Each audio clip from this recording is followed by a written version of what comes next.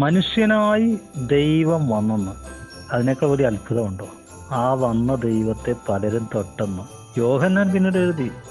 ആദ്യം മുതലുള്ളത്, ഞങ്ങൾ കേട്ടത്, ഞങ്ങൾ കണ്ടത്, ഞങ്ങൾ നോക്കിയത്, ഞങ്ങളുടെ കൈ തൊട്ടത്. ഹല്ലേലൂയ. യോഹന്നാൻ അവനെ അറിഞ്ഞുകൊണ്ടൊന്ന് തൊട്ടു. പത്രോസ് അറിഞ്ഞുകൊണ്ട് തൊട്ടു. പക്ഷേ അറിയാതെ തൊട്ടവരുണ്ട്. പാവനിയായ സ്ത്രീ അറിയാതെ തൊട്ടു. കർത്താവ് തുറന്നു പറഞ്ഞു, ശിമോനെ, ഞാൻ നിന്റെ വീട്ടിൽ വന്നു. നീ ക്ഷണിച്ചപ്പോൾ ഞാൻ നിന്റെ വീട്ടിൽ വന്നു. നീ എനിക്ക് വേണ്ടി നല്ല ചിക്കനും ബീഫും മട്ടനും കട്ട്ലറ്റും വൈനും അപ്പവും എല്ലാം ഒരുക്കി വെച്ചിട്ടുണ്ട്, കൊള്ളാം. പക്ഷെ നീ ഞാൻ വന്നപ്പോൾ എൻ്റെ കാലിന് വെള്ളം തന്നില്ല. നീ എന്നെ എനിക്ക് സമനായിട്ടാണ് കണ്ടത്. നീ എൻ്റെ കാലിന് വെള്ളം തന്നില്ല. നീ എനിക്ക് ചുംബനം തന്നില്ല.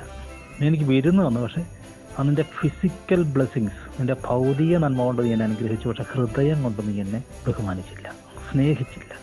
വൈകാരിക ബന്ധം നിനക്കില്ലായിരുന്നു. ഇവളെ നോക്കിക്കേ. ഇവൾ കണ്ണുനീര് കൊണ്ട് എൻ്റെ കാല് കഴുകി, തലമുടി കൊണ്ട് തുടച്ചു, പാദത്തിൽ ചുംബിച്ചു. ഫലമോ? പൈസ കൊടുത്താൽ കിട്ടാത്തത്, ഈ ലോകത്തിലെ മുഴുവൻ സമ്പത്ത് കൊടുത്താലും നേടാൻ പറ്റാത്തതൊന്നും നേടിയിട്ടാണ് ഇവൾ പോകുന്നത്. അവളുടെ നിരവധിയായ പാപങ്ങൾ ഇളച്ചു കിട്ടിയിരിക്കുന്നു. അധികം ഇളച്ചു കിട്ടിയവൾ അധികം സ്നേഹിക്കുന്നു. റോമാലേഖനം ഇതിനെക്കുറിച്ച് പറയുന്നത്, പാപം പെരുകി. ന്യായപ്രമാണം ഇടയ്ക്ക് വന്ന് കയറിയപ്പോൾ പാപം അങ്ങ് പെരുകി. ആദാം തൊട്ട് പാപം ഉണ്ടായിരുന്നു. പക്ഷെ മോശയുടെ കാലത്ത് ഈ പ്രമാണം കൂടെ വന്നപ്പോൾ ലംഘനം അങ്ങ് പെരുകി. പക്ഷേ പാപം പെരുകിയെടുത്ത് കൃപ പെരുകി. എങ്ങനെയാണ് അത് പെരുകിയത്?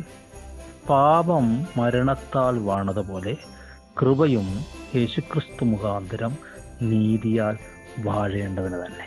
ന്യായപ്രമാണത്തിൻ്റെ താക്കോലാണ് കൃപ.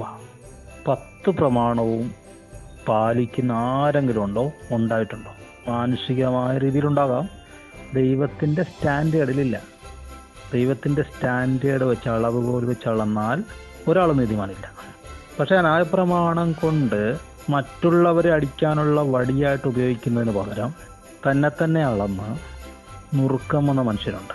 അവർ മറ്റുള്ളവരെ വിധിക്കുകയില്ല, മറ്റുള്ളവരുടെ ദോഷം കണക്കിടുകയില്ല. അവർ കറക്റ്റ് സ്നേഹത്തിൻ്റെ ഡെഫിനിഷനിലേക്ക് വരും.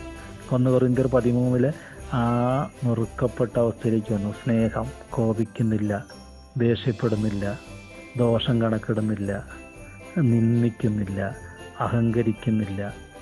ഒരു മനുഷ്യൻ്റെ ലെവലിലേക്ക്, ഒരു മനുഷ്യൻ ദൈവത്തിൻ്റെ ദൃഷ്ടിയിൽ എങ്ങനെയായിരിക്കണമോ അതിലേക്ക് ഇവരത് കൊണ്ടുവന്നു. എന്തുകൊണ്ട്? പാവം പെരുകിയെടുത്ത് കൃപ പെരുകിയതുകൊണ്ട്. ഈ പാവനിയായ സ്ത്രീ ആരെങ്കിലും വിധിക്കുമോ? ആരെയും വിധിക്കുകയില്ല. ആരെങ്കിലും കുറ്റം പറയുമോ? ആരെയും കുറ്റം പറയില്ല. അവർക്ക് ഒറ്റ ചിന്തയുള്ള, എൻ്റെ കടം ഇളച്ച് കിട്ടണം.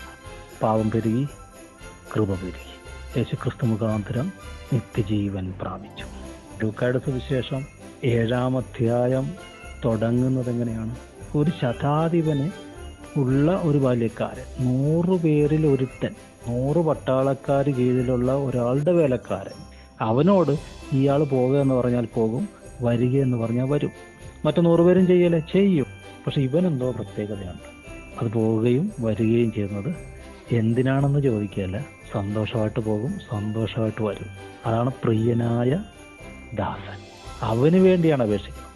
അവനിപ്പോൾ ഇവിടെ ശതാധിപൻ്റെ വീട്ടിലാണ്. അവൻ ആ വീട്ടിൽ കിടക്കാൻ യോഗ്യതയുണ്ടോ? ഇല്ല.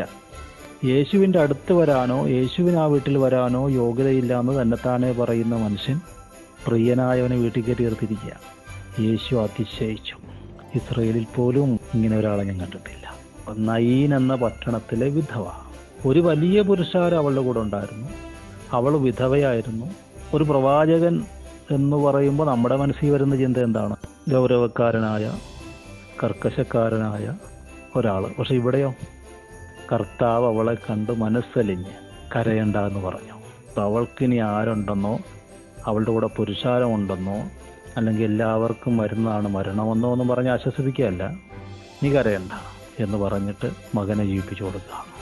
ഒരു വലിയ പ്രവാചകൻ നമ്മുടെ ഇടയിൽ എഴുന്നേറ്റിരിക്കുന്നു. ദൈവം തൻ്റെ ജനത്തെ സന്ദർശിച്ചിരിക്കുന്നു. പ്രവചനം, വീര്യപ്രവൃത്തി, അധികം മനുഷ്യത്വം. ഇനി യോഹന്നാൻ സ്നാപകനെ കുറിച്ച് യേശു പറയുന്നതോ, സ്ത്രീകളിൽ നിന്ന് ജനിച്ചവനിൽ യോഹന്നാൻ സ്നാപകനേക്കാൾ വലിയവൻ ആരുമില്ല, ദൈവരാജ്യത്തിലെ ഏറ്റവും ചെറിയവനോ. അവനിലും വലിയവൻ. എന്താണത്? വിശ്വാസവും നല്ല മനസാക്ഷിയും. വിശ്വാസവും മനുഷ്യത്വവും. ചിലർ മനസാക്ഷി തള്ളിക്കളഞ്ഞിട്ട് അവരുടെ വിശ്വാസമൊക്കെ അപ്പോൾ തകർന്നു പോയെന്നുണ്ട്. അപ്പോൾ മനുഷ്യത്വം തള്ളിക്കളഞ്ഞാലോ?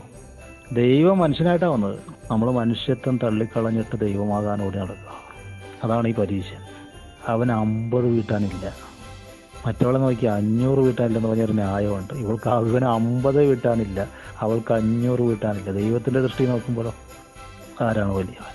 കർത്താവിൻ്റെ കയ്യിൽ നിന്ന് മേടിച്ചിട്ട് നമുക്കൊന്നും തിരിച്ചു കൊടുക്കാൻ പറ്റില്ല. വീട്ടണമെങ്കിൽ അവൻ തന്നെ കൃപ തരണം. അത് വീട്ടുന്നത് മനുഷ്യനായി വരുന്ന ദൈവത്തെ കാണണം. അങ്ങനെ മനുഷ്യനായി വരുന്ന ദൈവത്തെ കണ്ടാൽ അവനെ തൊട്ടാൽ സ്വർഗം അറിയും, സ്വർഗം സന്തോഷിക്കും. അവിടെ നമ്മളുടെ ബുദ്ധിക്ക് അതീതമായ അത്ഭുതങ്ങൾ നടക്കുകയാണ്. അവിടെ സുവിശേഷ വേല പൂർണ്ണമാകുകയാണ്. അന്ത്യകാലത്തെ കൊയ്ത്ത് അങ്ങനെയാണ് നടക്കുന്നത്. കാരണം പാപം പെരുകിയിരിക്കുന്നു, കൃപ അധികം പെരുകും. അനേകർ രക്ഷിക്കപ്പെടും, അനേകർ സ്നാനപ്പെടും, അനേകർ കർത്താവിനെ തൊടും. യേശുവിൻ്റെ നാമത്തിൽ ഞാൻ അനുഗ്രഹിക്കുന്നു. കർത്താവ് നിങ്ങളെയും എന്നെയും ഉപയോഗിക്കട്ടെ, മാനിക്കട്ടെ. ദൈവരാജ്യത്തിൻ്റെ വേലയ്ക്കായിട്ട് നമ്മളെയും പ്രയോജനപ്പെടുത്തട്ടെ. ആമേൻ.